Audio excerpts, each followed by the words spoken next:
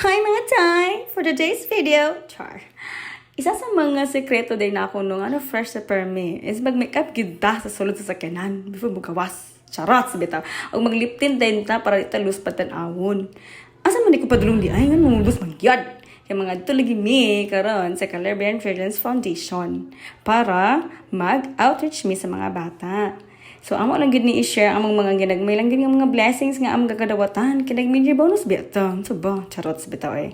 Before mi mag-start sa mga program, medyo taas-taas pagid kayo ang biyahe no padulong dito. So, na-chika-chika lang sa amin sa among asa di ka gikan, asa di ka nagtrabaho ma'am sir, mga ganun. Chika-chika lang good about love life nga wag ka ma-share mo sa inyong sawin. So, bito, before may nag-start day no, sa among program, nagmas pa si Father, o ako pag nagbasa sa first Nalugto reading. sila sa pag-ingon. Kinahanglan mo agi kita Siya, nakubal pag ko ato. Ay, kung ako base magkatawag ko na mawawan to. Ito, wala gid ko tanaw sa audience lagi, kaya basin matintal tabang. Sorry, Lord. So, nahuman ra ang mas, and nalin na din sa among program. Si Ate Ad. Hi, ako si Ate Merja. Pasensya kaya din anad tao. Salamat kayo sa pag-anhi and then Che, maram sa nagdagang pagkagagawad. Bitaw, gamay ra gyud taw na mga panghalipay na gini para sa ilaan, no? Para mag-remind sad sila they are loved.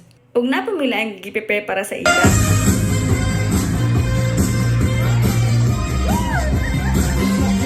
Ano manumbag? And of course, ngano dance si Rosmi. Kilibot yan. Dancer man daw ni si Father. So happy kayo kung nag-experience ko ginani, no? So we end our program to make their month of May memorable and we're giving smiles and touching their lives. So maurog ito, no? God bless everyone!